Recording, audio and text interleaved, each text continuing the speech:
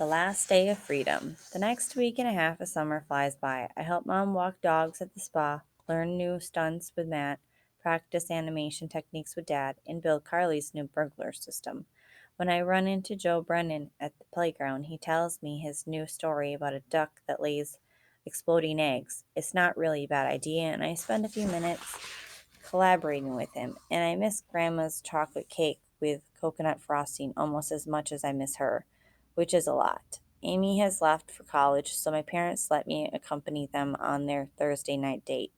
At the Japanese restaurant, we take turns making up new inventions. I tell them I want to create a machine that slows down time so summer never ends. I assume you want one that speeds up time too, my father says, so you can fast forward through the school year. But then I'd miss the good stuff that happens, like hearing Bodhi snore or getting a pet monkey. My mother shakes her head, but I get the feeling I'm wearing her down. When the chef throws water on the fire, the flames rise 3 feet into the air. While everyone else oohs and ahs, I dive to the floor. Fire! I yell. Stop, drop, and roll. Stop, drop, and roll.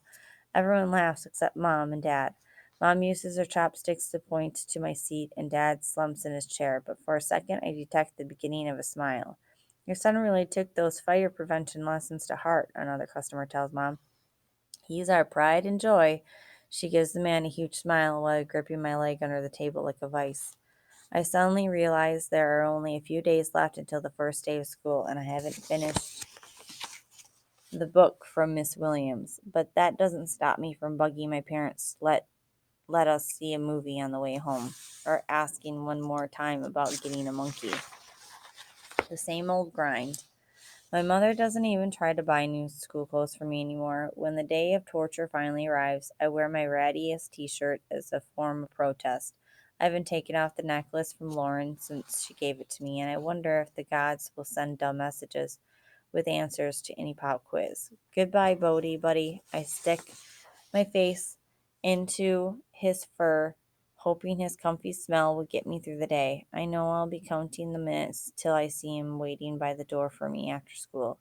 A lot of the kids look different than they did a few months ago. Robert Orlando got glasses, Peter Chapman has braces, and Maria Ramsey grew at least 3 inches. Miss Williams waves at me from her desk and smiles. I guess things could be worse than having a teacher who plays softball, loves dogs, and appreciates rock and roll.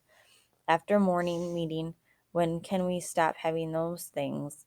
Miss Williams asks us to read our book reports out loud. When she calls my name, I head to the front of the room. Derek, did you read 3 of the books on the list? One of them. I don't tell Miss Williams. My grandmother read a big chunk of it to me. And I think I'm a more interesting character than any of the kids in those books.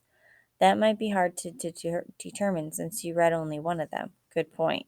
Can you tell us about the one you did read? I can do more than that. I take my father's laptop from my pack and bring up the animation we worked on last week. Stick figures act out the book I read and the story of a boy and his dog. When it's over, Williams wants to see it again, so we watch it one more time. She asks me questions about the characters, the setting, the plot, and I nail every one. Well, she finally says, you didn't complete the assignment, but you definitely digested the book you did read. Between that and your animation, I guess we're even. A few months ago, Carly would have been furious that I didn't get into trouble, but now she smiles and gives me a thumbs up. I can tell by Matt's face he wishes he had done some extra work too. I learned a few other things this summer, I continue, that we all mess up sometimes and struggle with things that are difficult. That even if reading is hard, everyone needs stories. I didn't want to read the books on the list, but I wound up surrounded by stories anyway. A heroic dog, a brave monkey who learned to help an even braver boy, a girl who drowned, and the friend she left behind. Miss Williams leans back in her chair. That's a lot of stories for one summer. That's what I'm saying. They're everywhere. I even met a woman who told herself a story about why her daughter died. It wasn't a true story, but it was an important one to help her deal with the pain. I can tell some of the other kids are ready for me to sit down, but I keep going anyway. I also realize it's in our nature to learn new things, and that even though they're called permanent markers, they really do wear off. I also learned that avocados make messy cannonballs and monkeys can wear diapers. Okay, Derek, on to Maria. Also, if you spit into the wind on a ferry, it totally gets all over your face, and guys with muscles and Boston accents should not be tormented with poop. Thank you. It's Maria's turn now. I slide into my seat, pretty proud of my report and animation project. I feel like a rock star until Maria takes out her laptop and presents a slide so she created to accompany all three books with music she wrote and performed on the cello in a dress she made during her summer sewing class. As my mother always says, does it ever end? No, I don't think it does.